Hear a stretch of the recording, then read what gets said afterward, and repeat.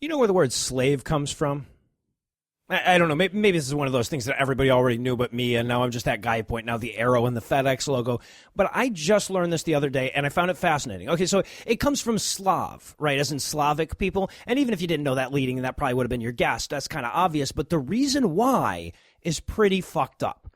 See, back in medieval days, most of the people buying slaves in Europe were Muslims. Not that Christians were more moral or anything. They just didn't generally have money for slaves in the same numbers that Muslims did. But according to Muslim law, you're not allowed to own people of the book. So that meant that Jews and Christians were off the table, as, of course, were other Muslims. So in order to get around this prohibition, Christian slave traders would always advertise their stock as Slavs. You know, the Slavic regions were overwhelmingly pagan at the time. So no matter what kind of olive-skinned Spaniard you were putting up on the auction block, you'd call him a Slav. And sure, he would tell you he was Christian, but that's only because he knows if he says that, you're not allowed to own him. But he definitely came from bondage Slavia, and I only ever drove him to church on Sundays. Now, based on what we see in the historical record, nobody was fooled by this shit. Right? Not the Muslims buying the Christians, not the Christians selling the Christians, not the Islamic authorities tasked with enforcing this inter-Abrahamic slave ban, not the Roman Catholic Church that was tasked with keeping Christians from selling other Christians. Everybody knew it was bullshit, and nobody cared. Everybody had plausible deniability, and even though that shouldn't matter if your actions are being judged by an all-knowing mind reader, it was apparently all they needed. Because whether it's Buddhists cobbling together a just war doctrine, or Jews wrapping a string around their neighborhood and calling the public streets a courtyard, or Muslims owning Slavic people that only seem to speak Italian, or good Christian girls with tight vaginas and spacious assholes, every religion has managed to find a way around its moral dictates as soon as they inconvenience a sufficient number of their followers. Now, that's probably not an inherent flaw in religion, mind you. It's just part of the evolutionary process.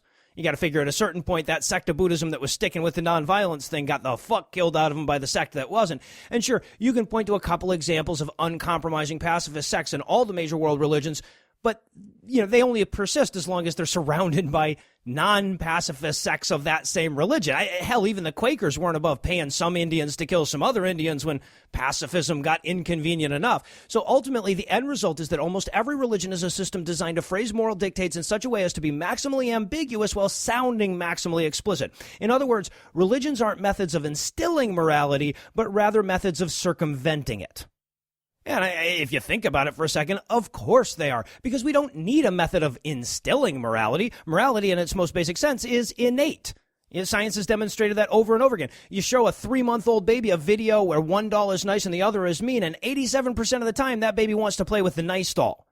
You know, as soon as babies are capable of coordinated movement, they exhibit signs of compassion and empathy. I mean, hell, animals exhibit morality, and none of them have given their lives over to Christ or studied the Hadith. But innate morality doesn't come with loopholes, right? If you're doing a bad thing, you know it. Couple of psychological disorders aside. And if you want to make good people do bad shit en masse, you have to find a way to short-circuit their natural tendency towards not fucking over their fellow human. Of course, this can be done through fear and threats and shit, but history has shown that it's far more effective if you just trick people into thinking that they're doing the moral thing, right? So the way you do that is you hijack the innate morality, you assign it an author, you set yourself up to speak for that author, and then you tell everybody he changed his mind. You know, nobody has to teach you that fair is better than unfair or that helping is better than harming. In other words, nobody at the base of Mount Sinai would have been like, oh, don't murder people and take their shit. That's an interesting suggestion. I can see how that might work out. Yeah, that's why the Ten Commandments don't spend much time on truly immoral shit. They need to tack on all the dumb shit like not wishing to the wrong magic statue, so they toss in a couple of fucking declarations on either side of them, and then they say, with a straight face, for thousands of years, that not working on Saturday is an equivalent moral imperative to not murdering each other. And admittedly, secular moral codes aren't perfect, but at least they have the decency to admit as much. Right, secular laws come from the same flawed humans as religious ones, but they're not hiding it behind a curtain, which means we're allowed to second-guess them, to amend them, to repeal or replace them. But when your laws derive their authority from the omnipotent, inerrant word of the Almighty, there's no review process.